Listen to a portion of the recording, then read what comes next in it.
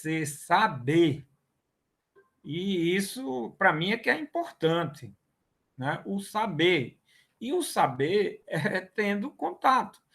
Se vocês não tiverem contato com minha aula, vão ter contato para aprender alguma coisa com livros. Como minha aula é um resumo do que está em dezenas de livros, então eu penso assim que vocês ouvir a aula, fazer a prova pela aula é muito mais prático, né? Acredito que seja, né? Com certeza a prova se aproxima o máximo possível do conteúdo exigido, não é? Esse é o detalhe. Bom, como vocês, acredito que nós temos aí quantos? 12, ainda tem aí 1 minuto para o horário, né? Para não dizer que eu já passei as informações antes do horário. Mas já estamos gravando, né, Tanagra? Então, a gente estando gravando, já fica, quem quiser depois ver, não tem problema, todos os comentários que eu estou fazendo, não é isso? Pois bem, conforme está posto no próprio grupo e também foi posto no Cigarra, não é isso, Tanagra? Foi posto no Cigarra também. Então, nós temos a questão do trabalho. Pronto, chegou o momento do trabalho. O trabalho está sendo anunciado hoje, de forma oficial, porque o que deveria ser feito eu já venho dizendo desde a primeira aula, né? De forma oficial e dando um prazo, para poder marcar um prazo para a gente concluir o trabalho, né? Então, e é aquilo que eu já falei nas aulas todas que vocês espero que tenham assistido, e diz o seguinte: fale sobre os direitos coletivos. Então, primeiro, informando sua classificação na doutrina universal e no sistema jurídico brasileiro. Lembrem-se, eu fiz aquela distinçãozinha, como é que é a classificação dos direitos coletivos na doutrina universal e como é no sistema jurídico brasileiro, que é positivado, certo? Primeiro tem essa diferença, né? De doutrinário e positivado, do direito positivado e da doutrina universal, certo? E aí, na realidade, eu coloquei aqui, mostre as características de cada espécie de direito coletivo no Brasil. Quando eu digo mostre as características, não é só dizer as características. Direito difuso tem características A, B, C, D. Direito coletivo estrito sensu tem características A, B, C, D. Direito individual homogêneo tem características. Os dois primeiros, cada um tem 9 a 10 características, cada um. O terceiro tem 15 características. Mas não é só dizer as características. A questão é essa. Você tem que definir, explicar, esclarecer, dizer o que é cada uma das características, porque as características já estão aí. Por isso que eu digo, a estrutura da prova está no próprio roteiro. Eu venho dizendo isso desde a primeira aula também. Quando distribuí o roteiro, eu disse, esse primeiro roteiro tem a estrutura da primeira prova, naquilo que diz respeito às características dos direitos coletivos. As espécies, aliás, a classificação e as características. No segundo roteiro tem a estrutura da segunda parte da questão, né? Então, quando eu digo aí, mostre as características de cada espécie de direito coletivo no Brasil, definindo-a e explicando-a, mais ou menos assim, para ficar bem claro isso, certo? Em seguida, discorra sobre a legitimidade ativa, só que eu só estou pedindo a legitimidade ativa, que é a parte mais relevante para o processo coletivo. No processo coletivo, apontando as teorias evolutivas estudadas em aula, aquelas teorias da legitimidade ordinária, da representação adequada e da legitimidade extraordinária, ou teoria da imposição, ou substituição processual, ou legitimação anômala, todas essas denominações dizendo a mesma coisa com relação a essa quarta, chamam de quarta teoria, não é? E aí, por último, vem aquela evolução. Por último, informe a respeito da evolução no campo legal e constitucional da legitimidade do processo coletivo no Brasil. Toda aquela análise que foi feita com relação à evolução que constou a partir da Lei da Ação Popular, a Lei da Ação Civil Pública, aí veio a Constituição com o artigo 5º, inciso... Artigo 5º tem vários incisos, inciso 21, inciso 73, inciso 70, 69, são vários incisos da questão da legitimidade. Artigo 8º, inciso 3, com relação ao sindicato, artigo 127, com relação ao Ministério Público, 129.3, expliquei, nossa. E aí, depois da Constituição, veio o Código do Consumidor, não é? Depois do Código do Consumidor veio outras, o Estatuto do Idoso, veio o mandado de injunção, tudo, mandado de segurança coletivo, que já tem lá na Constituição, já falei, também, no inciso, eu acho que 69. Então, nós temos aí, minha gente, material para vocês falarem. Tudo que eu falei é o que eu quero de conteúdo. Aquilo que eu expus na aula é o conteúdo da prova. O que eu expus na aula é o conteúdo da prova. A estrutura da prova, distingam isso e coloquem lá. A estrutura da prova está no primeiro roteiro, na parte que tem a classificação e as características dos direitos coletivos, tá certo? No segundo roteiro, aí nós temos as teorias da legitimidade, depois a evolução legal e constitucional também, resumidamente lá, porque lá é um roteiro, é apenas pontuando o que eu falei.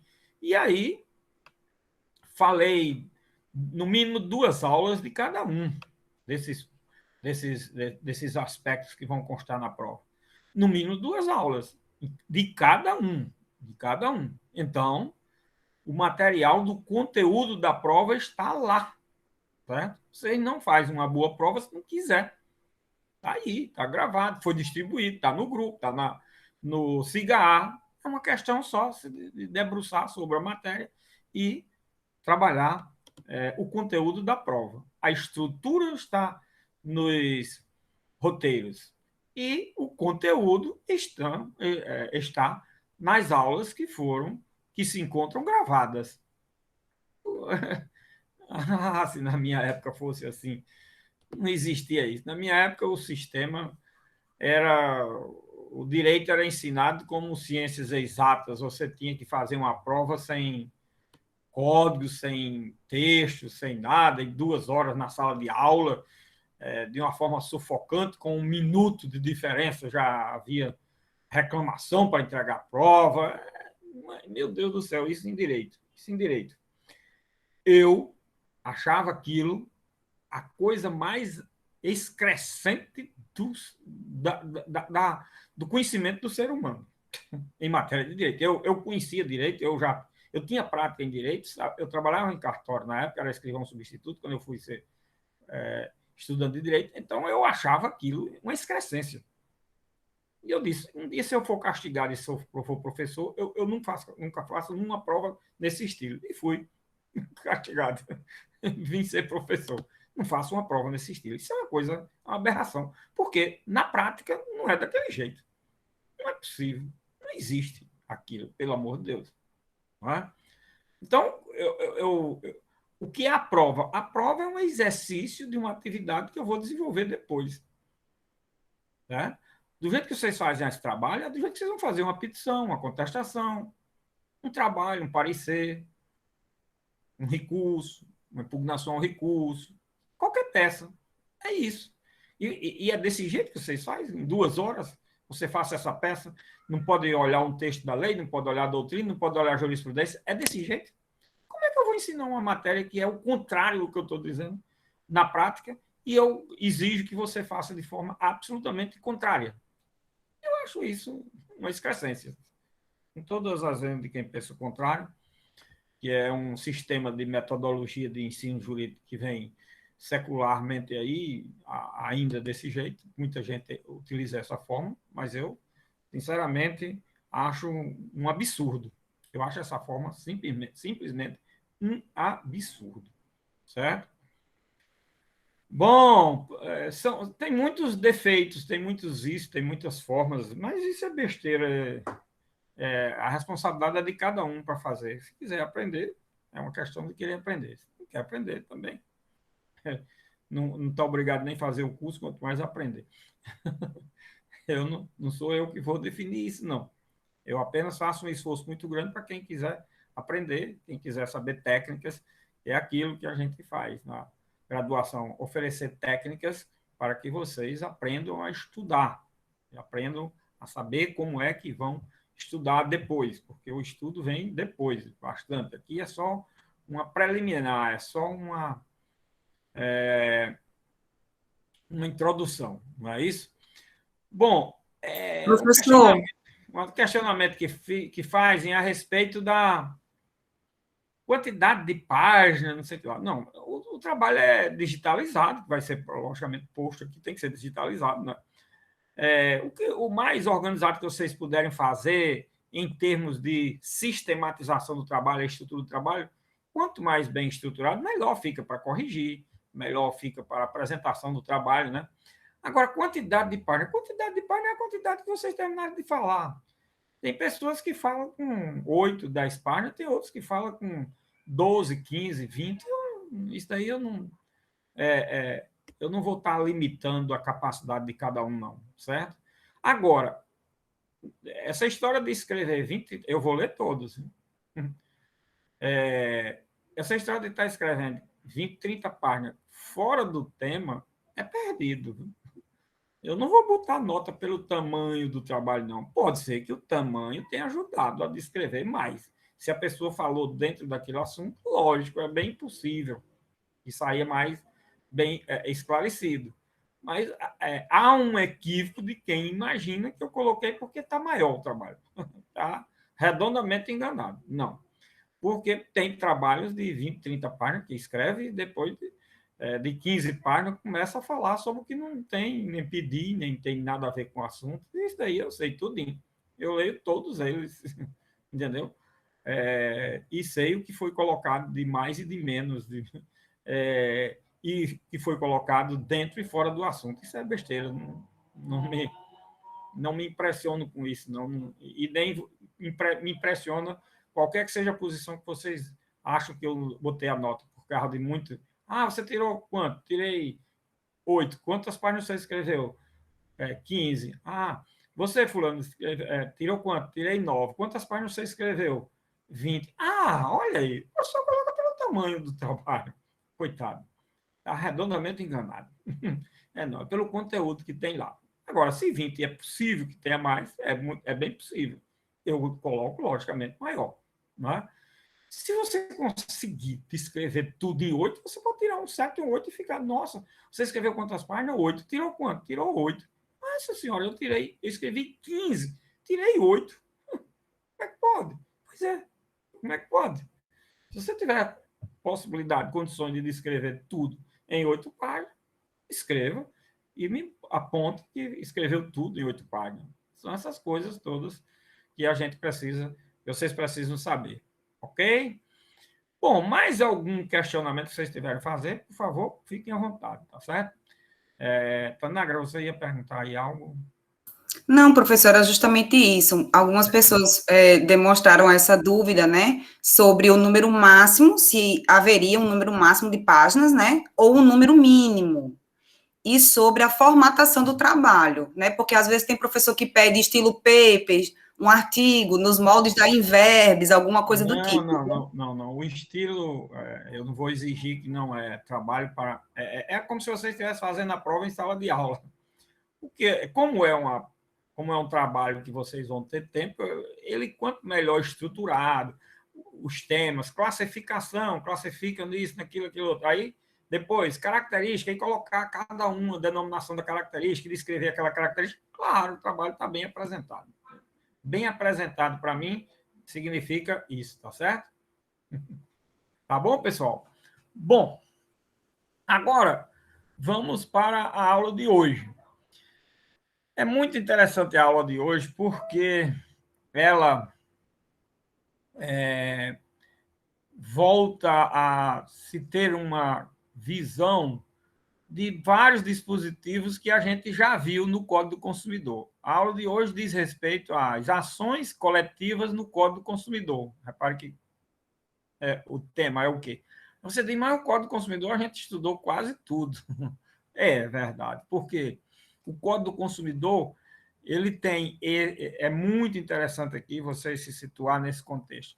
O Código do Consumidor tem o título 3, que denomina-se da defesa do consumidor em juízo. Esse título 3, ele vai do artigo 81 ao artigo 104. Aliás, o artigo 104 sofreu agora, semana passada, uma alteração, através de uma lei nova, que diz respeito à questão de conciliação em matéria de direitos do consumidor, certo? Que tem agora o artigo 104A, B, C, certo? Mas não é um assunto que tenha certa relação com a nossa matéria, mas não tem muita total relação, porque não se trata de processo judicial. Eu deixo esse artigo 104 para ser analisado aí pelo professor tem uma matéria agora, eu não sei quem é que dá essa matéria, parece que tem uma matéria relativa à conciliação, meios de solução de conflito extrajudicial, não sei como é o nome da matéria. Vocês já pagaram essa matéria? Vão É pagar? autocomposição, professor, eu acho, né? Que é mediação, conciliação. Acho que é autocomposição, não? Tem essa matéria, autocomposição. Tem. Juiz arbitral, mas não inclui juiz arbitral, não?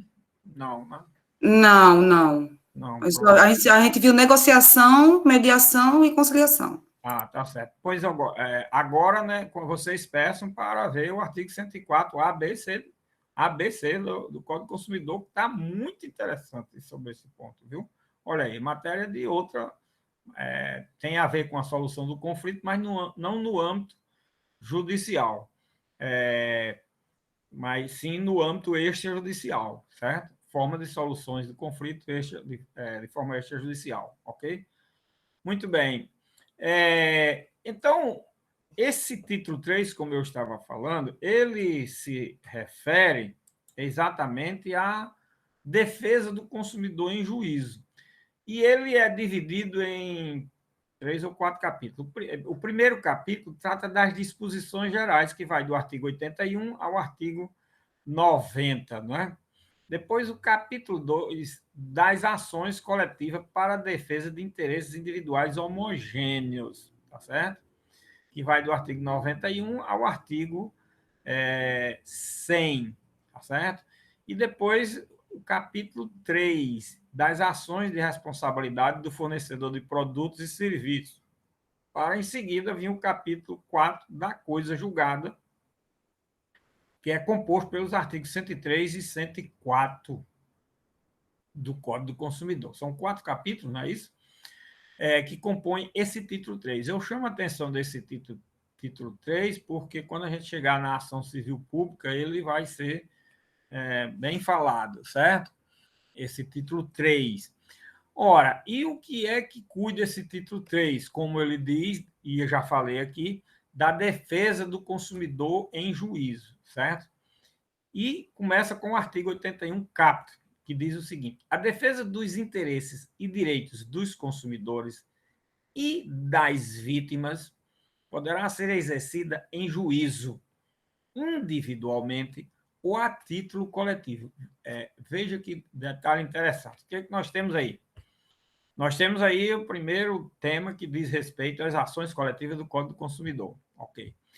E qual é a diferença agora que nós vamos trabalhar em relação ao que foi visto no Código do Consumidor? Porque no Código do Consumidor, nesses assuntos que nós trabalhamos, apenas nós pensamos alguns dispositivos, que foram vários desse título, né? A maioria, 80% desses artigos aí foram vistos, mas de forma pensada, puxando para determinados temas que a gente ia falando, tá certo? E essa foi a forma que se viu. Então, nós sistematizamos uma teoria geral do processo coletivo. Por quê? Porque o Código do Consumidor, neste título, trouxe um acervo riquíssimo, que é o que tem até agora mais rico do sistema jurídico brasileiro, sobre processo coletivo. Nós não temos um código de processo coletivo, né? Então, nós temos o quê? O Código do Consumidor, que neste título traz uma espécie de mini código de processo coletivo. Mas o artigo 81, como vocês podem ver aqui, ele diz que a defesa dos interesses e direitos dos consumidores e das vítimas pode ser exercida de forma individual ou de forma coletiva. Bom, e aí, de forma. Nós temos aí o quê? As duas formas de processo: o processo individual e o processo coletivo. O processo individual nós já conhecemos, né? É o processo que vocês viram. Então, vejam como é interessante. Você pode buscar individualmente, certo? O processo individual, né? Diante de um direito individual seu que foi violado em matéria de consumo, seja em razão de um contrato que não foi cumprido, seja em razão de um prejuízo que você individualmente sofreu, uma indenização, seja em razão de um serviço não prestado e assim por diante, certo? Muito bem. Então, aí nós temos o quê? Nós temos exatamente a situação concernente a forma de se defender um direito individual em matéria de consumidor. Uma violação a um direito do consumidor, a parte do direito material, que é o objeto de uma ação individual em matéria de consumo, você pode ajuizar essa ação individualmente. Agora, quando você quer buscar também um direito em relação ao, ao direito coletivo, quando ele se classifica dentro de uma daquelas formas, sabe, tá certo? Aí você faz exatamente o que você, o que a gente viu aqui na, na matéria toda que foi dada, que é o quê? Exatamente o direito coletivo, dentro das suas espécies ou subespécies, certo? De acordo com a legitimidade que foi dada, que são exatamente os assuntos que vão ser tratados no trabalho que vocês vão fazer, certo? Então, o que é que nós temos aí? Nós temos aí o que? A possibilidade de se postular um direito em matéria de consumo, tanto através de um processo individual, como de um processo coletivo. E aí o restante do capítulo vem todo trabalhado, praticamente todo, com exceção de mais um outro artigo que nós vamos ver mais na frente, sobre o direito coletivo. Por quê? Porque o direito individual não tem mais o que se estudar. O processo individual, aliás, ele não tem mais o que estudar. O que nós temos que ver é o processo coletivo, que esse não é conhecido, não se sabia, não existia até o Código do Consumidor da forma como foi sistematizado, não é? Então, esse é que foi. Aí, por isso é que nós temos aí o quê? O parágrafo único do artigo 81, que diz: a defesa coletiva será exercida quando se tratar de. Aí, olha, é exatamente os direitos que vão ser postos no trabalho. Interesse ou direitos difusos, interesse ou direitos coletivos estritos, interesse ou direitos individuais homogêneos, que são as espécies de direitos coletivos no sistema jurídico brasileiro, e que foram já vistos e que são objeto do trabalho, e que foram exaustivamente analisados, está vendo? Então, nós estudamos pontualmente o artigo 81 no parágrafo único, apenas para ver as espécies, a classificação no sistema jurídico brasileiro e as características desses direitos coletivos, tá certo? No artigo 82, nós temos o quê? Exatamente, olha, para o inciso do artigo 81, parágrafo único. Olha, o parágrafo único cuida de quê? Dos direitos coletivos. São legitimados concorrentemente. Concorrentemente, porque pode ser um ou mais de um desses legitimados numa ação só, certo? Mas pode ser alguns ou todos, se quiser assim, certo? E aí nós vimos também isso, nós já trabalhamos, né? Nós já trabalhamos a questão da legitimidade no processo coletivo, aqui do Código do Consumidor, do artigo 82, porque foi estudado. E aqui eu chamo a atenção, olha, nós temos aqui os legitimados Ministério Público, União, Estado, Município, Distrito Federal, as entidades e órgãos de administração pública, direta ou indireta, ainda que sem personalidade jurídica, especificamente destinados à defesa dos interesses e direitos protegidos por este Código, as associações, eu chamo a atenção para esse item 4, as associações legalmente constituídas há pelo menos um ano e que incluam entre seus fins institucionais a defesa dos interesses e direitos protegidos por este Código, dispensada a autorização assemblear. Na aula eu já expliquei isso aqui tudinho quando nós falamos dessa legitimidade. Eu só chamo a atenção para vocês verem que tem uma legitimidade de associação, que essa associação aqui é uma associação na defesa de seus associados, tá certo?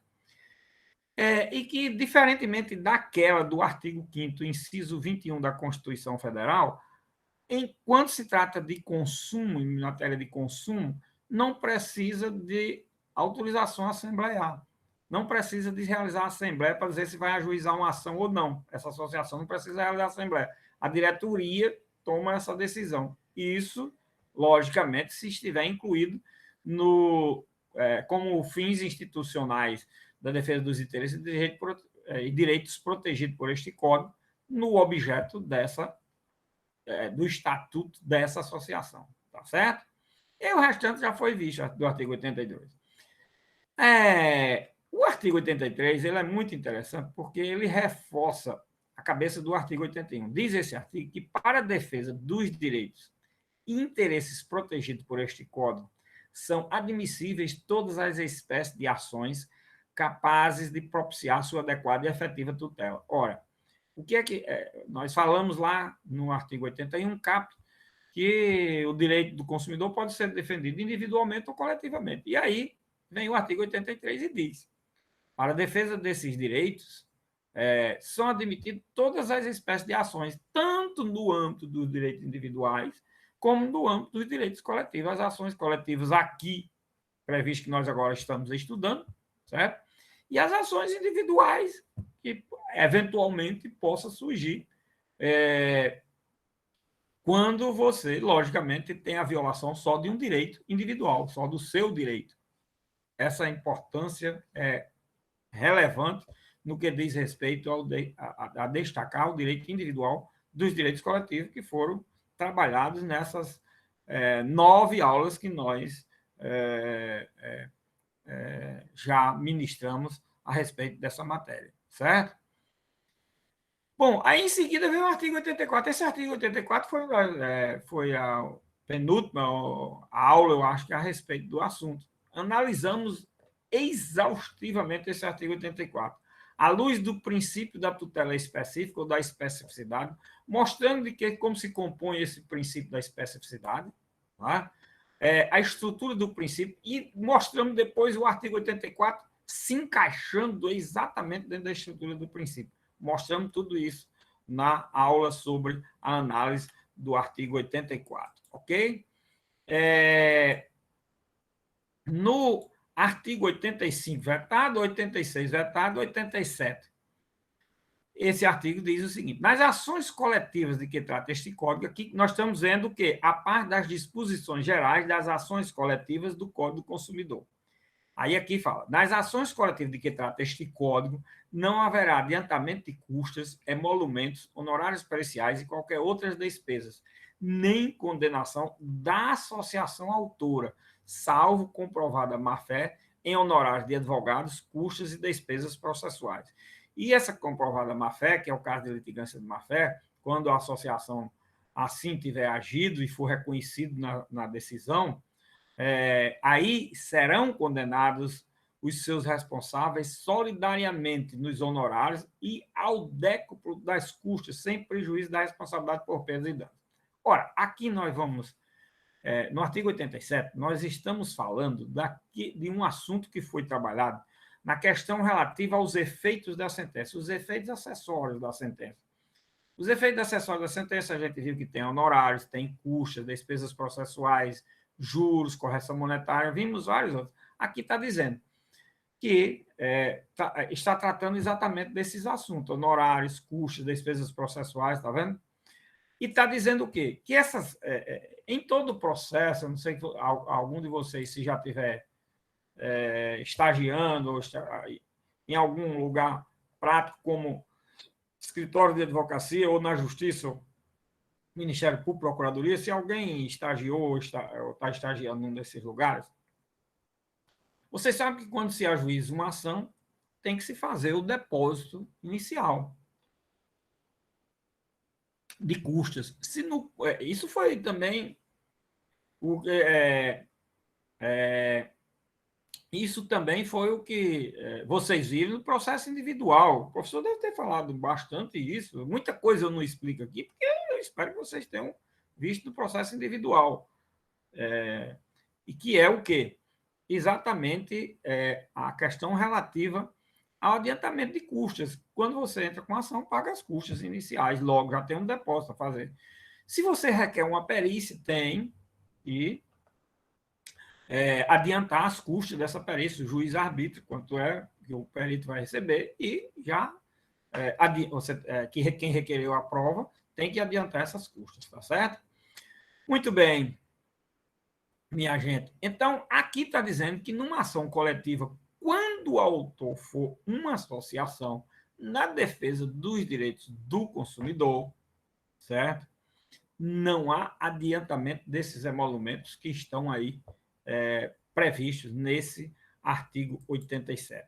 Esse é um assunto que vai voltar em outras ações, tá certo? Ação civil pública, certo?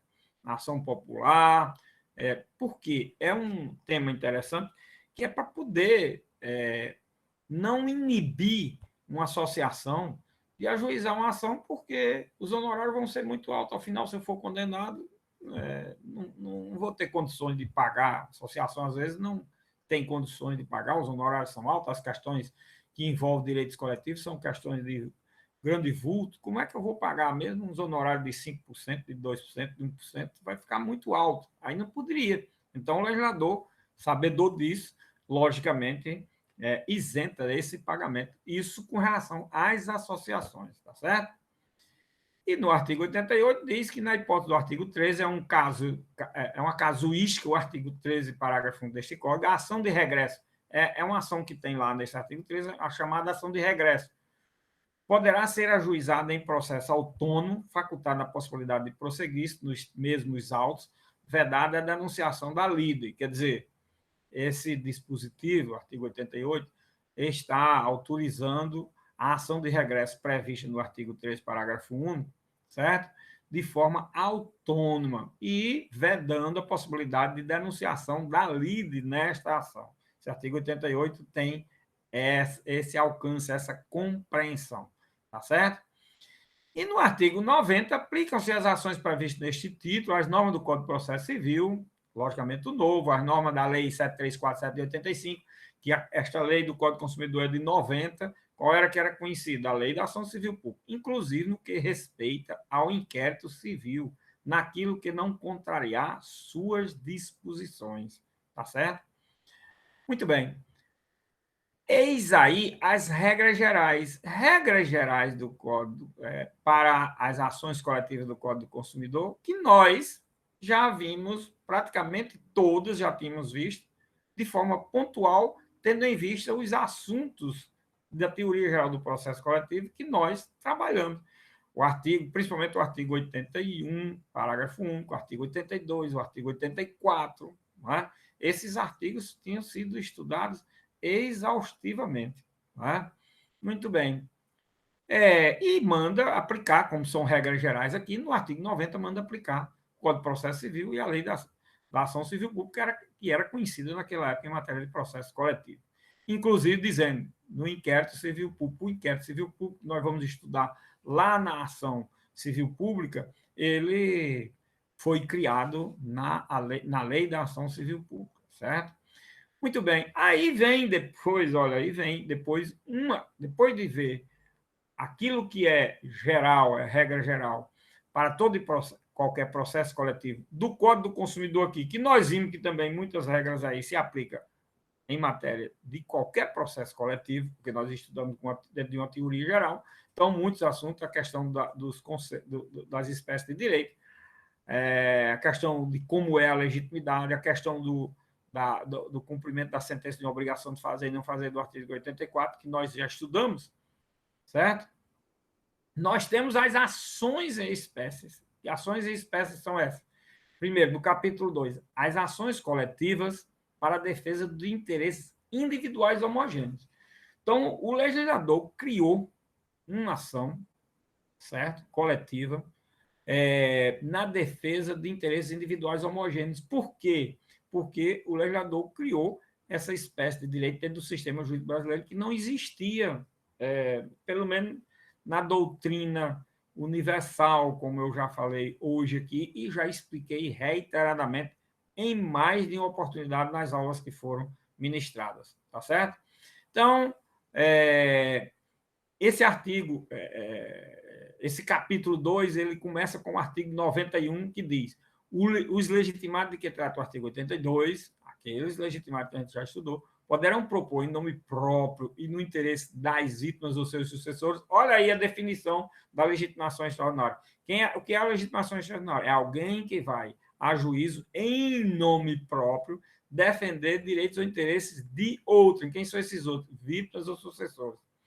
A ação civil coletiva, olha aí, a ação civil coletiva.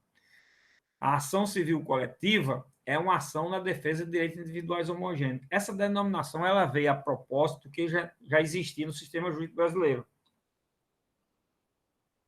No sistema jurídico brasileiro, nós tínhamos a ação civil pública, que ela surgiu, nós vamos ver isso também quando a gente estudar a ação civil pública, ela surgiu para a defesa de direitos difusos, só para a defesa de direitos difusos. Olha que detalhe interessante. Muito bem. Como ela surgiu para a defesa de direitos difusos, ela foi denominada de ação civil pública, até com base naquela teoria, naquela parte da doutrina italiana, de um autor que eu falei lá, que estudou qual espécie de ação seria viável para a defesa de direitos coletivos e sugerido lá na doutrina italiana uma ação pública, olha aí. E veio para o Brasil essa ação civil pública, através da lei específica para isso. Aí veio o Código do Consumidor, que trouxe os direitos individuais homogêneos e criou a ação civil coletiva. Olha aí, artigo 91. De responsabilidade pelos danos individualmente sofridos, de acordo com o disposto nos artigos seguintes. Aí, esses artigos do 91 até o artigo 100, eles cuidam exatamente dessa espécie de ação, ação civil coletiva. E aí vem, nessa ação civil, o Ministério Público, se não ajuizar a ação, que ele é sempre legitimado, ativo, né? Mas aí, como tem outro legitimado, se outro é quem ajuiza, ele atuará sempre como fiscal da lei. O artigo 93 diz a competência dessa ação, se for matéria que diga respeito a envolver como autor, réu, assistente ou poente, na forma do artigo 109 da Constituição, a competência é da Justiça Federal. Se não for da Justiça Federal, é da Justiça Local. Da Justiça Local aí é a Justiça Estadual. É conhecida como uma justiça que tem uma competência residual. O que é uma competência residual? Aquela que não foi objeto de uma competência específica definida na Constituição, vai para a Justiça Estadual. Então, aqui diz exatamente isso. Artigo 93, ressalvada a competência da Justiça Federal, é competente para a causa da Justiça Local. E aí, em sendo competente a Justiça Local, onde é que é ajuizada essa ação? Qual o juízo? Do foro do lugar onde ocorreu ou deve ocorrer o dano, quando de âmbito local. Quer dizer, uma ação para a reparação de um dano, em razão de um contrato, da não prestação de um serviço, em matéria de consumo, é ajuizada onde? Lá no lugar onde esse dano ocorreu, tá certo? Se ele tiver repercussão apenas naquele local. Agora, no foro da capital do Estado, se a repercussão for regional, quer dizer, compreender vários municípios, várias comarcas, então a competência passa a ser da capital do Estado. E se for de âmbito nacional, o Distrito Federal. aplicando-se as regras do Código de Processo Civil aos casos de competência concorrente, como está previsto no inciso 2 desse artigo 93. Então, esse artigo 93 cuida da questão da competência em matéria de ação civil coletiva para a defesa de direitos individuais homogêneos, tá certo? E o artigo 94, ele é interessante porque na aula que eu falei do artigo 104, quando a gente analisou o artigo 104, eu falei desse artigo 94. Proposta de ação será publicada edital no órgão oficial, a fim de que os interessados possam intervir no processo como litisconsortes, sem prejuízo de ampla divulgação pelos meios de comunicação social por parte dos órgãos de defesa do consumidor. Esse artigo 94 ele tem conexão total com o artigo 104 do Código do Consumidor. Aí, minha gente, esse artigo é interessante porque no artigo 104 está dito que entre uma ação individual, isso foi muito falado, explicado, e uma ação coletiva, não há litispendência, nem há coisa julgada, certo? O que acontece? Pode ter havido uma ação coletiva, essa ação foi julgada improcedente e eu vou ajuizar a minha ação individual agora. Posso fazer isso? Foi explicado isso exaustivamente que sim. Se é possível, não há coisa julgada? Não há coisa julgada. Outro detalhe, eu quero ajuizar uma ação individual em matéria de direito do consumidor, mas existe uma ação coletiva sobre esse assunto, sobre essa matéria que eu quero trabalhar individualmente. Eu posso ajuizar essa ação individual, mesmo existindo uma ação coletiva? Também foi explicado que sim, lá no artigo 104. Agora, se eu quiser me valer da coisa julgada do processo coletivo, porque eu tenho esse direito, nós vimos isso, né? Muito bem posto, então eu quero me valer da coisa julgada do processo coletivo, aí o que eu faço? Eu peço suspensão do meu processo, tá certo? Individual. Tem um processo individual, mas eu soube agora que tem uma ação coletiva, ou ingressou em juízo uma ação coletiva. Se eu quiser, eu posso pedir suspensão. Onde é que eu peço suspensão? E através de que meio e quanto tempo de prazo? Está aqui o artigo 94. Toda ação coletiva que é ajuizada é publicada no edital e cientificando terceiros interessados, certo? E aí, esses terceiros interessados é exatamente uma cientificação ficta. Nós sabemos que citação por edital, cientificação por edital é ficta. Isso é uma coisa que vocês sabem também lá do processo individual, certo? Mas, juridicamente, é válido essa cientificação. E se alguém chegar a tomar conhecimento, quiser pedir a suspensão do seu processo, pede e espera-se o julgamento da ação coletiva. Se for favorável, eu me valho daquela coisa julgada e vou liquidar e executar a sentença coletiva, certo? Expliquei muito bem isso lá. Agora, se a ação coletiva for julgada improcedente, não tem problema, eu dou continuidade ao meu processo. Isso tudo foi explicado lá no artigo 104. Aí, agora, a combinação do artigo 104 com o 94. Porque a grande questão que fica lá no artigo 104 e como é que eu conto esse prazo para pedir a suspensão por 30 dias, como diz o artigo 104? Aí eu falei, em combinação com o artigo 94, está aí, tá certo? E no 95 diz, esse 95 foi a última aula que foi trabalhada, esse artigo 95, 95, 97. Em caso de procedência do pedido, a condenação será genérica, fixando a responsabilidade do réu pelos danos causados. E aí vem em seguida que uma análise exaustiva que foi feita desse artigo 97 e 98. Fizemos essa análise exaustiva, praticamente uma aula inteira só para explicar esses dois artigos. Por quê? Porque aqui nós temos uma questão de terminologia, né? Questão de terminologia no que diz respeito à execução ou cumprimento de sentença coletiva, cumprimento de sentença ou execução individual, né? Quem é o legitimado, por que se chama execução coletiva aqui, não é porque a execução é coletiva, a execução é individual, mas se chama coletiva porque quem requer essa execução coletiva é um dos legitimados do artigo 82. Só por isso, expliquei isso exaustivamente, certo? Então, Por isso é que esse artigo 98, isso diz, a execução poderá ser coletiva. Aí diz, poderá, tá vendo? Poderá. Quando? Promovido pelos legitimados do artigo 82, tá certo?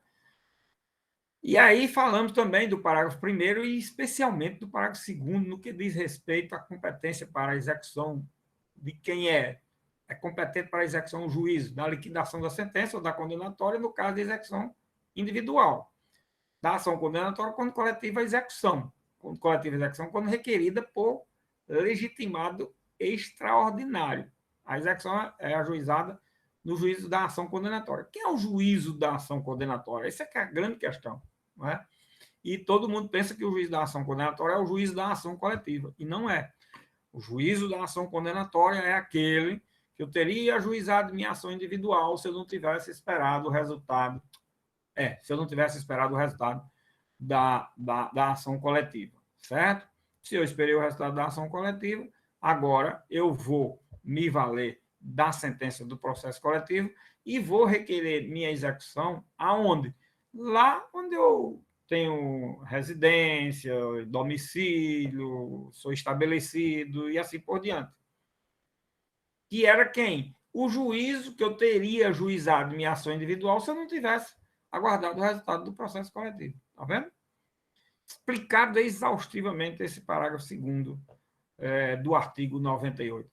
Bom, aí no artigo 99 também já foi explicado, caso de concurso de crédito decorrente de condenação prevista na Lei 7347, indenização pelos prejuízos individuais resultantes do mesmo evento danoso, estas terão preferência do pagamento. Esse artigo 99 é só para trabalhar a questão da preferência. Quando se trata de uma ação coletiva, certo? Os créditos advindos dessa ação coletiva em favor das vítimas e sucessores, que é uma ação coletiva na defesa de direitos individuais homogêneos, que são de vítimas e sucessores, né? Esses créditos têm preferência em relação a qualquer outro crédito. Isso nos casos, logicamente, em que o devedor, o executado, quem está sendo executado, estiver em estado de insolvência, seja por falência ou outra circunstância qualquer, ou estiver em processo de que era processo agora sim fugiu a palavra, de restauração financeira, como é um processo de, vocês estudaram aí, que é a antiga concordata, né? Recuperação judicial. O processo de recuperação judicial, quando foge a palavra, não sai. Processo de recuperação judicial. Muito bem. Pois bem, nós temos aí o quê? Essa circunstância, essa situação, certo? Muito bem.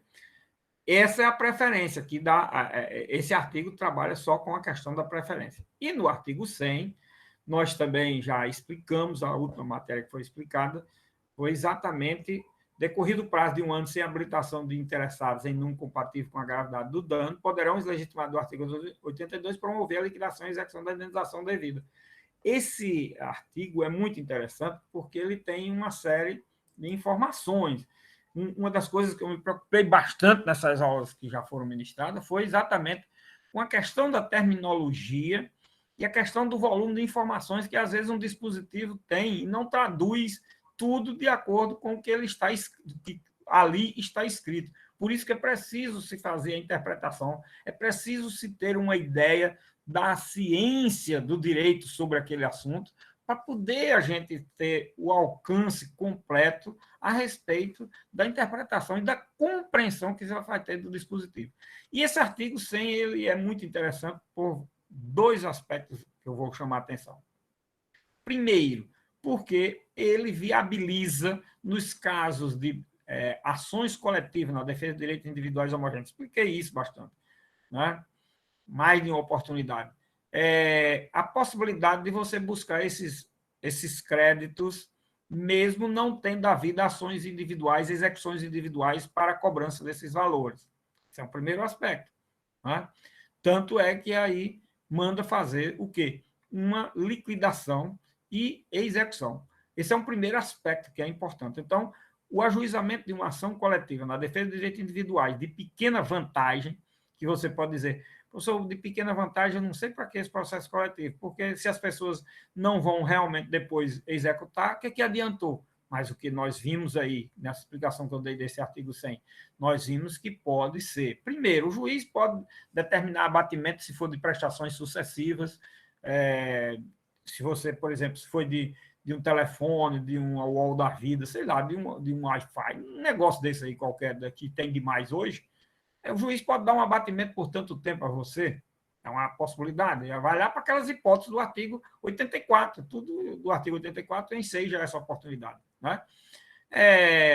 O juiz pode condenar num valor individual, dizendo que você tem direito assim, mas você acha que aquilo não vai ter, eu não vou ter sucesso, ou não vou buscar isso individualmente, porque não interessa, 5 mil reais, 10 mil reais, eu não vou gastar dinheiro para, às vezes mais do que isso, para poder obter isso. Então, o que esse artigo faculta? A possibilidade de ser ajuizado numa execução do total, globalmente. Agora, essa apuração, essa liquidação é feita de que forma? No método de liquidação por arbitramento. Por arbitramento, chega a um valor. Não significa dizer que esse valor é exatamente o que a empresa devia, mas é um valor que se apura e esse valor vai para o Fundo de Direitos Difusos, para campanhas, para políticas públicas daquela matéria e assim por diante. Ok? Esse é o primeiro aspecto. O segundo aspecto aí é exatamente nesse artigo 100, minha gente, a questão relativa à execução. Aqui a execução não é na forma do artigo 98, apesar de ser uma obrigação de pagar, e o artigo 98 mandar que você execute em qualquer lugar, que eu já falei isso, aqui não. É liquidado e executado dentro do processo de conhecimento coletivo, dentro da ação coletiva. Então, esse aspecto é interessante por isso. Professor, então, são esses tem um aluno aqui querendo fazer uma pergunta, professor. Pode fazer. Obrigado, Tanaira. Professor, me tira uma dúvida, por gentileza. Uma vez eu peguei um processo na AGU em que o MPF pleiteou justamente isso que o senhor está falando agora, a liquidação em sede de uma ação coletiva. Eu não me lembro aqui agora os valores, nós vamos dizer que eles estavam querendo a liquidação de 100 mil reais, que a União pagasse 100 mil reais para ir para um fundo do MPF. E aí as pessoas procurariam, na medida que pudessem comprovar o dano sofrido de alguma forma, para ir diretamente ao MPF receber esse dinheiro.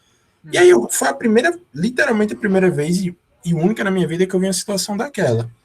E aí a gente, no processo, defendeu que o MPF não era titular, nem sede de legitimidade extraordinária para liquidar a sentença. E aí a gente conseguiu ganhar algum tempo com isso. Mas depois eu não acompanhei mais o processo. Aí, considerando a experiência do senhor no judiciário, isso é comum? Primeiro, essa possibilidade aí não existe. O Ministério Público pode requerer a liquidação. Agora, ele tem que requerer a liquidação e o valor apurado é encaminhado ao Fundo de Direitos Difusos. O valor global, certo? Ele só pode requerer o valor global, certo? E destinado ao Fundo de Direitos Difusos.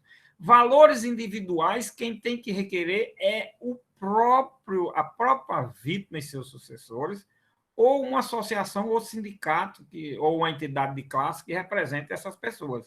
Entendeu? Bom, o Ministério Público pode fazer também? Pode, mas numa ação da forma do artigo 98 e não do artigo 100. Entendeu? Não pode ele ajuizar uma ação, dizer que é tanto. Agora você imagina um negócio desse como seria uma loucura. Você disse aí, no caso, que era de 100 mil reais. Essas ações são sempre ações que são de milhões. Mas vamos dizer que seja apurado um valor de R$1 milhão por arbitramento. Aí faça um negócio desse que você disse que o Ministério Público fez, que é uma excrescência, isso daí. E diga, esse dinheiro vai ficar com o Ministério Público e quem quiser buscar seu valor individualmente, você pode buscar. Ora, ponha na cabeça isso. Aí vamos admitir que todas as vítimas e sucessores, o dinheiro está lá no Ministério Público, agora ele vai buscar lá. Ele não vai ajuizar a ação. Aí ele vai, eu quero minha parte. E comprove, diga, olha, minha parte é tanto. É R$100 para um, R$5.000 para outro, R$2.000 para outro. Aí todo mundo vai. Veja como que coisa de louco.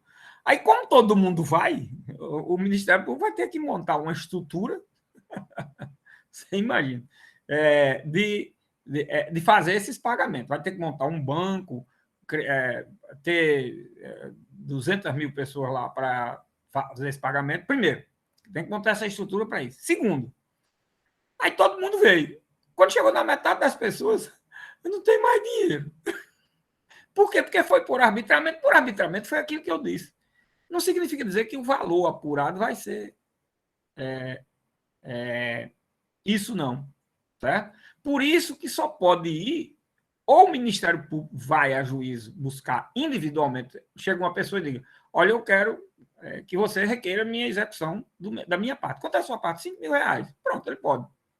Ele vai buscar os seus R$5.000 só e me entrega os R$5.000. Não entrega, será liquidado e executado em seu favor. Ótimo. Uma associação pode. Ele individualmente, através de advogado, também pode. Entendeu? Então, vocês vejam. Tem umas coisas... O artigo é muito bom, permite boas providências. Mas tem umas coisas que na prática não funcionam. Não existe. O artigo é para você liquidar quando você não for buscar individualmente, seja através de advogado, seja através de uma associação, de uma entidade de classe a quem você pertence, o próprio Ministério Público. Mas o Ministério Público só pode requerer individualmente para você. E se não for individualmente para você, aí ele pode requerer a forma do artigo 100. Só que o valor total apurado vai para um fundo de direito difuso. Pronto. Muito obrigado, professor. Nada. Eu tirei bem aí a dúvida. Ficou claro, porque de fato na hora me pareceu bem estranho. Não, é totalmente absolutamente impossível. A liquidação é por arbitramento, como é que eu vou saber que o valor que eu vou apurar vai dar para todo mundo? Primeira coisa, para eu poder disponibilizar para as pessoas, é preciso eu saber. A não ser, mas mesmo assim, a não ser que eu seja o seguinte, era uma indenização de um consumidor, de 10 mil consumidores, vamos dizer assim, de uma peça de um carro que foi comprada. A peça do carro era R$100. Então, para cada um vai ser R$100. Presta atenção como é interessante. Vai ser R$100. Tudo bem, vai ser R$100. Mas cada um vai ter que buscar lá, vai ter que requerer a execução. Mas ele vai requerer a execução e dizer, olha, eu vou requerer a execução e quem quiser se habilitar, aí tem que se habilitar cada um nos autos para ele, em nome dessas pessoas, e requerendo o pagamento em favor delas. Certo? Mas chegar, eu pegar o valor, botar no Ministério Público e dizer, está aqui à disposição de vocês, tá igual uma história de um fundo que queriam criar num tal de operação não sei o que lá, que tem aí nos jornais do Brasil inteiro. Vocês sabem muito bem disso. Está muito parecido com isso. Isso não funciona, não existe. É preciso que a gente saiba fazer as coisas que a lei oferece, muitas vantagens, mas dentro daquilo que a lei oferece e é possível. A lei a lei, porque ela oferece muitas coisas, ela não é ilimitada também, não. Ok? Muito boa a sua pergunta, porque enseja essa... Quem se deparar com uma situação dessa sabe como é que se defende, né? Muito bem. Então, essa execução, inclusive, olha, essa execução, como eu falei, ela é dentro do processo coletivo, porque não vai se buscar com relação a cada uma das pessoas. A cada uma das pessoas teria que ser requerida essa execução lá onde ele mora. Você imagina. E se for uma coisa de âmbito nacional, com 10 milhões de pessoas que seja beneficiada, como é que essas pessoas vão buscar esse dinheiro no Ministério Público, do órgão tal? Imagina um negócio desse. É uma coisa assim, absolutamente impossível. Agora, ele pode requerer individualmente. Se alguém procurar, ele pode requerer. Ele tem essa legitimidade. Ok? Muito bem. Agora, no artigo 101, minha gente. Esse artigo 101 e 102 são muito interessantes, esses dois artigos, que é o seguinte. Esse artigo 101, que é o capítulo 3 desse tema, né? Que é os processos coletivos do Código do Consumidor. Nesse capítulo 3, diz o seguinte: das ações ou as ações de responsabilidade do fornecedor de produtos e serviços. Olha, aquelas ações aqui do artigo 91 são as ações coletivas para a defesa de direitos individuais homogêneos. Aqui diz das ações de responsabilidade do fornecedor de produtos e serviços. Que ações são essas? Vamos ver. No artigo 101 diz, na ação de responsabilidade civil do fornecedor de produtos e serviços, sem prejuízo do disposto nos capítulos 1 e 2 deste tipo, serão observadas as seguintes normas. A ação pode ser proposta no domicílio do autor. O réu que houver contratado seguro de responsabilidade é aqui fala da questão da responsabilidade, tá? Certo? Contratado seguro poderá chamar o processo segurado, dada a integração do contraditório pelo Instituto, dizendo aqui que é possível a denunciação da líder da seguradora, mas não é possível a denunciação da líder, que é a denunciação da líder do Instituto de Resseguro do Brasil. É isso que está dizendo o dispositivo, tá certo? E esse artigo 101, na realidade, está tratando de quê? De ações individuais. Alguém que, por exemplo, contratou um serviço, o fornecimento de um produto, não foi entregue o produto, o serviço não foi prestado bem. Uma ação individual. Onde é que ele ajuiza essa ação? Lá, no domicílio do autor. Olha aí, inciso 1 do artigo 101. E aí, o inciso 2 cuida da questão do réu dessa ação. Se pode haver denunciação à lida ou não. É o que diz o artigo 101, para inciso 2. Tá certo? Então, a ação de responsabilidade dos fornecedores de produtos e serviços, ela pode ser individual e pode ser essa do artigo 102. Olha, do artigo 102. Os legitimados a agir na forma deste código poderão propor ação visando... Olha, quem são os legitimados a agir na forma deste código? Quem são os legitimados a agir na forma desse código? Aqueles do artigo 82. Foi pena aqui, que eu não sei porque o legislador não colocou aqui os legitimados a agir na forma do artigo 82. Deveria ter colocado, mas colocou. Os legitimados a agir na forma deste código poderão propor ação visando compelir o poder público competente a proibir em todo o território nacional a produção, divulgação, distribuição ou venda, ou a determinar a alteração na composição, estrutura, forma ou acondicionamento de produto cujo uso ou consumo regular se revele nocivo ou perigoso à saúde pública e à incolumidade pessoal. Muito bem, minha gente. Esta ação é uma ação de responsabilidade do fornecedor de produtos e serviços. Mas é uma ação que deve ser ajuizada por quem?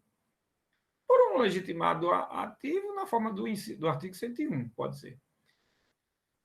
Em uma legitimação ordinária. Mas oferece também a oportunidade de ser através de legitimados extraordinários. Se é através de legitimados extraordinários, e para quê? Para compelir o poder público competente a proibir em todo o território nacional a produção, a divulgação, a distribuição, determinar alteração na composição, estrutura, forma, condicionamento de produto, quando se revelar nocivo ou perigoso à saúde pública e à incolumidade pessoal. Minha gente, esta é uma ação coletiva. Na defesa de que espécie de direito? Artigo 102. É uma ação coletiva. Que espécie de direitos são essas que estão definidos ou arrolados no artigo 102? Se vocês tivessem a curiosidade já de ver o artigo, a questão das espécies de direitos coletivos, já tiver guardado algum resquício de informação a respeito deles, vocês vão matar a charada rápida aqui. O artigo 102, ele cuida de direitos difusos. Repare o seguinte, proibir em todo o território nacional a produção de um determinado medicamento, de um determinado alimento, a divulgação, a distribuição, alterar a composição de um produto medicamentoso ou alimentar, o que for. Isso é um direito o quê? É um direito de todos, é um direito de toda a coletividade. O direito de toda a coletividade, ele é um direito difuso. Primeiro, porque é de toda a coletividade. Segundo, é um direito é indivisível. Como é que você pode dividir a produção, a distribuição e a venda, a alteração da composição só para mim? É muito fácil de você entender a estrutura, a forma, o acontecimento desse produto. Eu vou acondicionar esse produto só para mim? Não. O acondicionamento do produto é para todos. Olha aí. Então, nós estamos diante do direito difuso. Então, esse artigo 102, ele cuida de quê mesmo? Ele cuida de uma ação coletiva na defesa de direitos difusos. O artigo 101 cuida de uma ação individual da defesa de direitos individuais. O artigo 91 a 100 cuida de uma ação coletiva na defesa de direitos individuais homogêneos. Olha aí. Olha aí. Por que agora a gente teve que fazer uma revisão desses artigos sob uma outra perspectiva? A perspectiva, primeiro, que nós tínhamos analisado aqui, era uma perspectiva sobre determinados pontos da matéria prevista nesse título 3, concernente a uma teoria geral do processo coletivo, que se presta a todo processo coletivo. Agora, nós estamos vendo, e já terminando de ver, certo? Sob a perspectiva das ações coletivas para a defesa de direitos coletivos em matéria de consumo. E aí nós temos o processo coletivo na defesa de direitos individuais homogêneos, temos o processo coletivo na defesa de direitos difusos, e que pode ser, desse difuso, pode ser o coletivo estrito senso. Porque uma coisa que nós vimos, e eu quero que vocês vejam isso bem aí no trabalho, é que os direitos coletivos estrito senso, eles são terminam se definindo da mesma forma, possuem as mesmas características do direito difuso. Qual é a diferença? Que eu acentuei bastante isso lá, e depois fui falar o que é cada uma daquelas situações do inciso 2 parágrafo do artigo 81. É exatamente a questão da limitação ao grupo, categoria ou classe. O restante das características são iguais. Qual é a diferença, então, do inciso 2 para o inciso 1? O inciso 1 é para toda a coletividade. O inciso 2 são as mesmas características do direito. Agora, destinado a quem? A um grupo, categoria ou classe. Estão vendo aí como é interessante esse aspecto? Então, um direito difuso é como se dissesse assim, para efeitos didáticos, minha gente, um direito difuso ele pode se prestar a ser de toda a coletividade, pode se prestar a ser de um grupo, categoria ou classe. É como se dissesse isso, para efeito de facilitação de compreensão da matéria. Tá certo? Agora, o que a doutrina faz e o próprio legislador fez? Subdividiu. A doutrina universal, você veja o seguinte, quando a doutrina universal classifica os direitos difusos e coletivos, eles classificam de acordo com o que está no inciso 1 e 2 do artigo 81, parágrafo 1 do Código do Consumidor. Esse individual homogêneo é um direito que foi criado no sistema jurídico brasileiro. Ele não existe universalmente, não. Certo? Universalmente, eles são...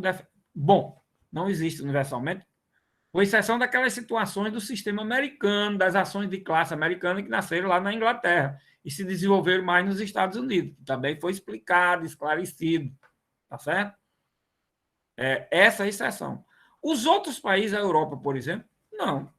Direitos individuais homogêneos não tem, você vai buscar individualmente. Não existe a defesa dos direitos individuais homogêneos através de um processo coletivo. Tá certo? A defesa dos direitos individuais homogêneos é buscada através de direito de forma individual. No sistema americano e no sistema... Aí você diz, mas, professor, lá deveria ter mais processo do que aqui, né? Você veja como são as coisas. O que é cultura, o que é a educação, o que é o sistema jurídico, o que ele oferece em cada país. Diante dessa afirmativa que eu estou fazendo, na Europa, o judiciário era para ser mais sobrecarregado do que o Brasil, até porque, em regra, lá não tem um estado deciso que tem no sistema americano. O americano já podia até amenizar com o estado deciso, né? Mas não, no sistema americano, mesmo assim, mesmo existindo o estado deciso, ainda tem o processo coletivo às ações de classe. Repara que coisa detalhe interessante, certo? Na defesa de direitos que correspondiam no Brasil a direitos individuais homogêneos. Por isso que o Brasil criou os direitos individuais homogêneos, porque ele se abeberou dessa fonte americana, que, por sua vez, vem lá da Inglaterra, certo? Pois bem, aqui no Brasil tem ação coletiva na defesa de direitos individuais homogêneos. Não era para existir muito processo. Aí, aqui existe muito processo. Olha aí. Olha como são as coisas. O judiciário aqui é sobrecarregado. Agora eu vou dizer que eu já falei isso nas aulas anteriores.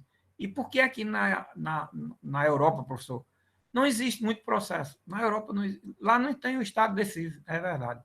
Mas sabe por que não existe muito processo lá? Porque é o seguinte, o sistema lá é impressionante como é a cultura, a forma do europeu. Uma vez, num curso lá na França, num tribunal, a gente fazendo uma visita e perguntando ao presidente do tribunal quantos processos ele tinha. Era um tribunal com 10 ou 15 membros. Ele ficou chateado com a pergunta, que ele não olha o negócio de estatística lá para... Não, ele disse, deve ser uns 200 por ano para o tribunal todo decidir. 200 por ano. Ficou todo mundo assim, pasmo, porque aqui é 200 por semana para cada juiz. Você imagina, 200 por semana, no mínimo. Tribunal pequeno. Tá? Tribunal grande, agora, para cada juiz. Tem um relatório do CNJ em números, professor, se não me engano, em 2016, que mostrou que a média é que um juiz de primeiro grau julga 10 mil processos no ano. Pois é. Você veja aí. Aí ele disse, olha, primeiro, aqui é o seguinte. Aí a gente fica. Aí todo mundo faz uma pergunta, mais uma coisa que ele disse. Olha, ajuizado de uma ação, aquele processo daquele mesmo assunto não se repete mais na justiça francesa, não é naquele tribunal, não é a justiça francesa. Aí disse, mas aqui tem o Estado deciso. Disse, não precisa de Estado deciso aqui, não. Me diz uma coisa, o judiciário se pronunciou sobre uma matéria. A lógica, a racionalidade em si, para o judiciário, de novo, dizer a mesma coisa ou repetir a mesma matéria naquilo. Vocês vejam o que é cultura. Ou seja, o raciocínio cartesiano deles. Tá? O raciocínio cartesiano. O tipo de formação cultural que eles alcançaram. Né? Isso no Brasil, não, pode ser que seja um juiz aí, e aqui cada juiz tem sua sentença, sua forma de pensar, né? Lógico que é possível que obtenha sucesso diante das aberrações maior que possa existir, mas pode ter sucesso, mesmo nas aberrações. Aí lá não existe isso, não. Aí disse, mas se ajuizar, a sanção é pesadíssima. Nem parte, nem advogado nenhum vai à justiça, porque sabe que o que ele ganhou na vida, e se ganhar, vai ser tudo pago de uma sanção que ele vai sofrer por causa disso. Aí, por essa circunstância, ninguém vai. Pronto. Aí, sobre uma matéria, só existe um processo. Só que no Brasil, sobre a mesma matéria, nós temos milhões de processos. Nós temos no Brasil 100 milhões de processos. Se fala aí em 90 e tantos milhões. Minha gente, esses 90 milhões não dá 90 mil processos. Não dá 90 mil processos. Ou seja, é 1 milhão a menos de cada um. Porque o que nós temos aí, no máximo, é 90 mil casos. Agora, o que nós temos são 90 milhões de repetições. A questão é essa. É só esta. Entendeu? Então, ninguém quer fazer uma reforma no judiciário brasileiro para enxugar a máquina. Agora, você veja o seguinte, quanto a gente paga para ter esse judiciário desse jeito. Aí é preciso que um juiz tenha 20, 10, 15, 5, ou quantos puderem, assessores, porque realmente não se dá conta se não tiver. Quantos assessores tem um juiz de um tribunal na Europa, nos Estados Unidos, em todos os países do mundo civilizado? Quantos assessores tem? Me derem aí uma ideia. Alguém tem coragem de dizer quantos tem? Ninguém tem coragem de dizer. Tem 3, um juiz e um tribunal. Agora, sabe como são esses 3? Nenhum é para fazer voto. Um é um chefe de gabinete.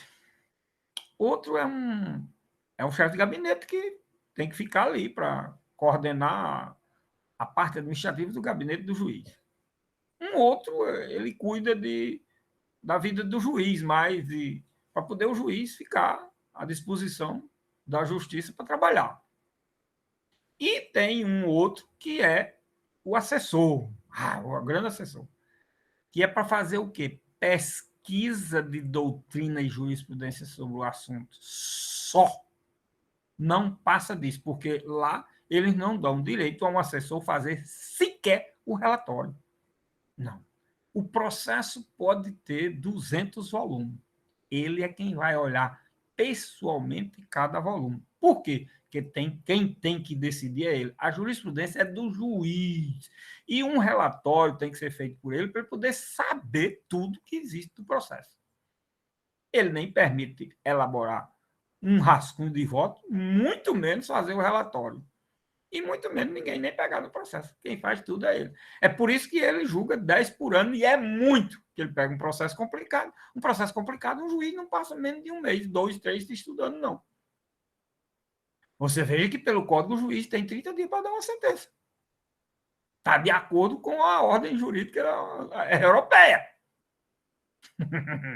Agora, paralelamente a uma ordem jurídica universalizada, existe o problema brasileiro. Aí ele tem que julgar em 30 dias 1.000 processos no mínimo. Estão vendo aí? São essas coisas que a gente precisa saber. Certo, minha gente? Para não estar dizendo besteira pelo mundo afora. Então, eu digo porque vi e sei, andei em todos esses lugares. Chamado civilizado, fazendo cursos e aperfeiçoamento e sabendo o que era isso, certo? Aqui no Brasil, ninguém tem coragem de dizer de forma nenhuma quantos assessores tem um ministro da Suprema Corte dos Estados Unidos. Nem de uma Suprema Corte europeia, nem da Nova Zelândia, que é o país mais avançado do mundo, eu estive lá, nem da Austrália também. Não tem ninguém que tenha coragem de dizer, porque todos só têm essa quantidade de assessores. E para esse fim, e nenhum para fazer voto, nem relatório, nem nada. É para fazer a pesquisa e trazer tudo sobre aquele assunto. E quem vai aferir e avaliar, ele apenas traz tudo do país e do estrangeiro. Certo? E quem vai avaliar e aferir é o próprio juiz. Ele só chega e entrega o material pronto da pesquisa. É assim. No mundo inteiro. É assim. Só tem eu que digo isso aqui no Brasil. Porque ninguém quer dizer, porque acha muito bom o tipo de estrutura aberrante, estúpida que a gente tem aqui no Brasil. Essa é a realidade. Ninguém diz. Ninguém diz. E eu nem vou dizer aqui por que não diz. Mais do que o que eu já disse demais. Tá certo? Quem quiser agora que vá atrás. Pois é, minha gente. Então, são essas situações que a gente tem. Aí nós temos aí, por exemplo, agora, olha, o artigo 103 foi exaustivamente estudado com relação aos efeitos da sentença após o seu trânsito em julgado. Expliquei demais isso, né? E o artigo 104, que a gente também analisou, e hoje eu lembrei ele com relação ao artigo 94 e com relação à questão da não litispendência, não é isso? Tudo já foi analisado. E aí a gente tem o quê? Aí, exatamente. Agora, a estrutura do Código do Consumidor, dos artigos 81 a 104, sob a perspectiva das ações coletivas no Código do Consumidor. E essas ações nós temos disposições gerais, que são do artigo 81 a 90. Temos a ação coletiva na defesa de direitos individuais homogêneos, do artigo 91 a 100. E temos as ações individual, do artigo 101, e coletiva na defesa de direitos difusos, do artigo 102. Aí, o 103 é a questão dos efeitos da sentença após o seu trânsito em julgado, e o artigo 104 é a questão da litispendência da coisa julgada, se faz ou não, se existe ou não no sistema brasileiro entre um processo individual e um processo coletivo. Estão vendo aí, agora, a perspectiva que nós estamos tendo dos mesmos dispositivos, praticamente dos mesmos dispositivos que a gente já tinha estudado, agora visualizando sobre outro ângulo. Qual foi o ângulo primeiro? Repito, que já falei hoje aqui, de forma pontual para indicar uma teoria, certo? Agora, de forma sistematizada, para mostrar que eles tratam realmente de ações de ações coletivas na defesa de direitos coletivos em matéria de consumo, porque é um código do consumidor, não é um código de processo coletivo. Entenderam aí? Fosse um código de processo coletivo, serviria para todo e qualquer processo. Agora, esses temas que nós estudamos de forma, dentro de uma visão de uma teoria geral, eles são tratados dessa forma em qualquer processo coletivo, é besteira. De qualquer matéria, de consumo administrativo, tributário, vamos ver aí essa questão ainda mais na frente, mas civil, o que for, qualquer ramo de direito material, ele pode ser objeto de um processo coletivo. Agora, tem que ser adaptado para os processos coletivos que nós conhecemos no sistema jurídico brasileiro. Aproveitar o máximo possível desses processos coletivos e a forma, dentro de uma teoria geral do processo coletivo, para poder se trabalhar com um certo parâmetro e estándares do processo coletivo dentro do sistema jurídico brasileiro. É isso que a gente tem que trabalhar. Ok, minha gente? Eu estou vendo aí que tem umas observações muito interessantes aqui no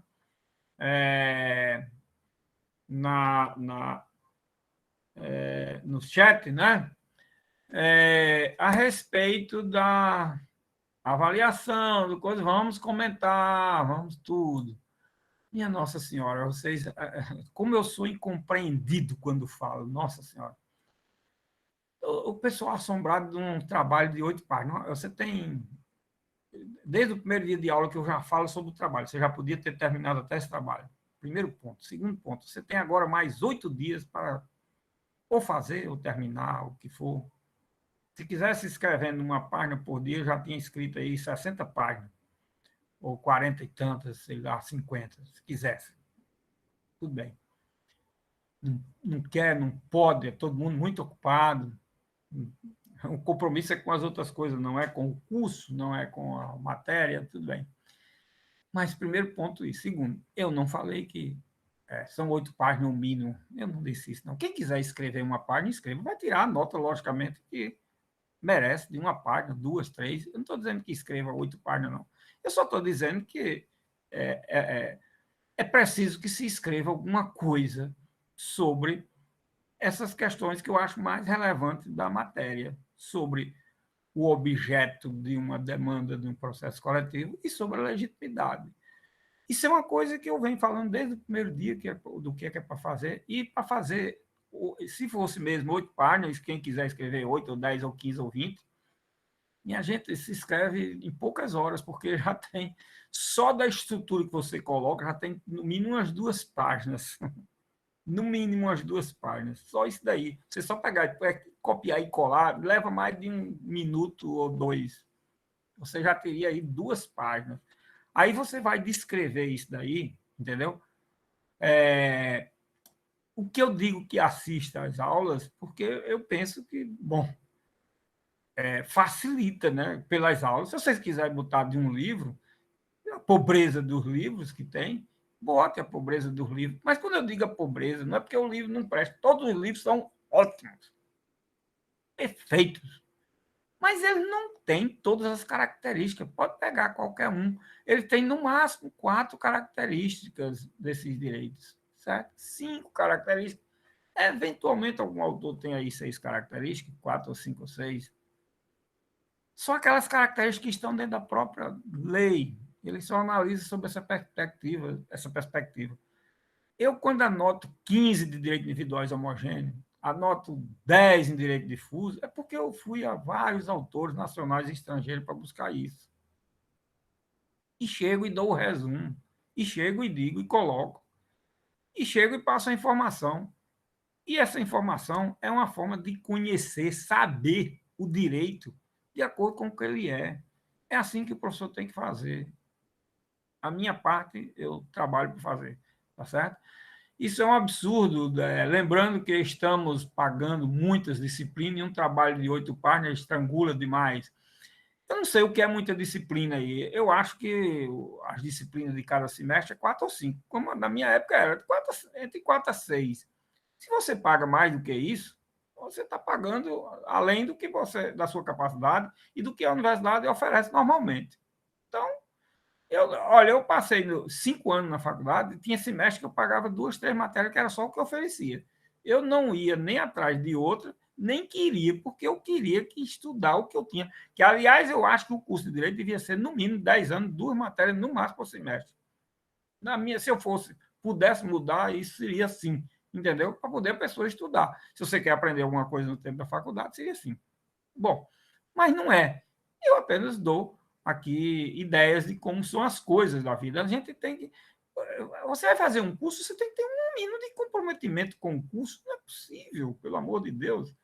Eu tenho um comprometimento de dar aula a vocês, minha gente, do mesmo jeito que vocês têm um comprometimento de também estudarem.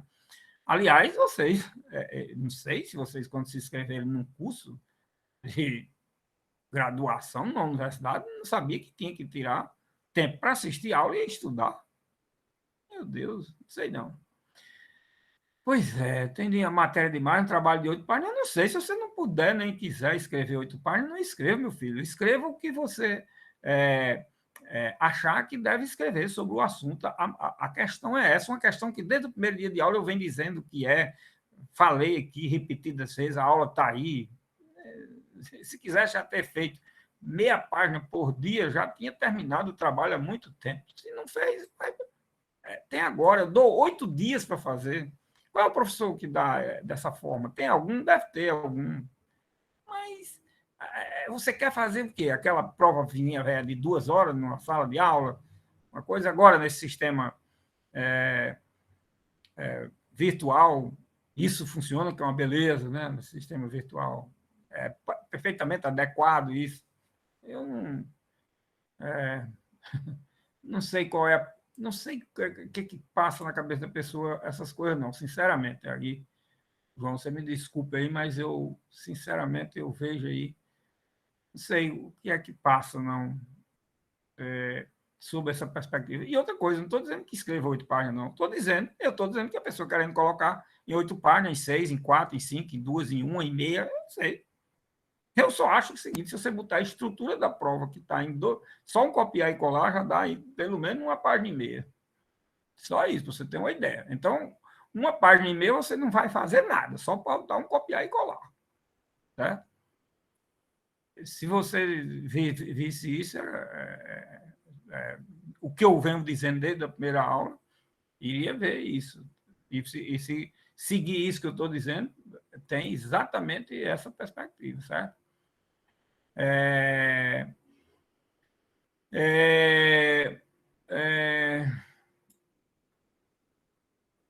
Melhor associação por mim. Olha, quem quiser botar para fazer por outro, pode botar, meu amigo. Você não está. Ninguém aqui está. Todo mundo é adulto, entendeu? Se quiser fazer, se não quiser, se botar outro, se não quiser saber a matéria, vai passar. Vocês passam, não existe reprovação, não. Uma porcaria de um curso que dá a matéria, a nota para passar é 5. Onde é que se reprova mais ninguém hoje? Não existe reprovação, isso não existe, tá certo? Então é por isso que eu nem me preocupo com esse negócio de nota, nem de negócio de presença, entendeu? Porque isso não reprova ninguém, não, entendeu? Porque se você tem tirar 5, quem é que não tira 5? E depois não tira 2, 3, ainda faz uma prova, tirou 5, 6 lá na frente, ainda passa também. Onde é que existe reprovação? Não existe. Também não existe essa história de alguém querer conhecer, nem saber da matéria, também não tem problema. Mas tem uns que querem saber, então eu dou a oportunidade. Quem quiser saber, procure fazer, sabendo. Se deleite com o material. Se não quiser, não tem, ninguém é obrigado a nem fazer o curso, quanto mais fazer a prova e escrever quantas páginas quiser. Você escreve quantas páginas você quiser, não tem problema nenhum, não. Não vou reclamar a página de ninguém, não. Vou botar a nota que tem lá, das páginas que você escrever. Quem quiser escrever, escreve, tá certo? Todos nós somos sobrecarregados, mas nós temos que dividir as nossas prioridades. Se eu estou fazendo um curso, eu só posso fazer o curso se eu tiver um tempo para cuidar dele. Se eu tenho outra coisa paralela, eu vou ver se dá para fazer as duas coisas. Se eu tenho 3, eu vou ver se dá para fazer as 3 coisas, mas eu tenho que atender um mínimo daquilo, tá certo?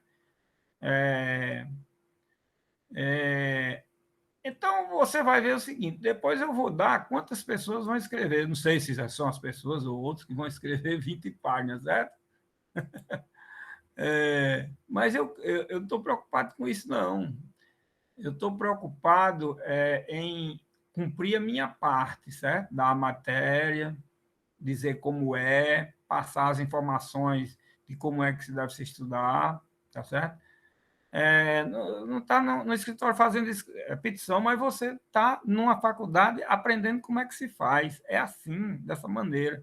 Você desenvolver um trabalho lógico, um raciocínio lógico, de uma peça, de uma coisa. A faculdade eu não tenho eu não tenho como fazer diferente, porque tem uma série de coisas, de requisitos aí que deve ser atendido. Eu estou dando uma matéria teórica. Se eu fosse professor de prática, eu daria uma petição, a pessoa ia fazer uma petição inicial mesmo, ia fazer um recurso, ia fazer uma impugnação, ia fazer as peças, mesmo estando no escritório, você na faculdade, quando chegar em prática, vai fazer as peças, são essas peças mesmo que você vai fazer. E quando for na prática, vai ser assim também. Você imagine, você no curso de medicina, você vai cortar cadáver, você vai estudar cadáver, você vai estudar uma série de coisas que fazer. Por quê? Porque lá na prática vai ser aquilo, certo? Assim também é o curso de Direito. Vamos valorizar o curso que a gente está fazendo. Se a gente não quiser esse curso, vai para outro, vai fazer outro, não tem problema, né?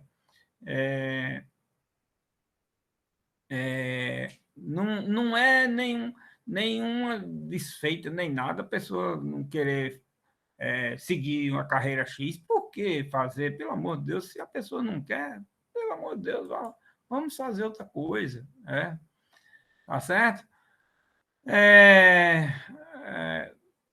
Vocês vejam o seguinte, depois vocês vão querer fazer artigo, tudo para escrever para revistas, para isso.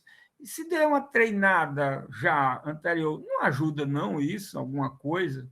Quer dizer, a faculdade, o curso, a graduação, é treinamento, é uma forma de você procurar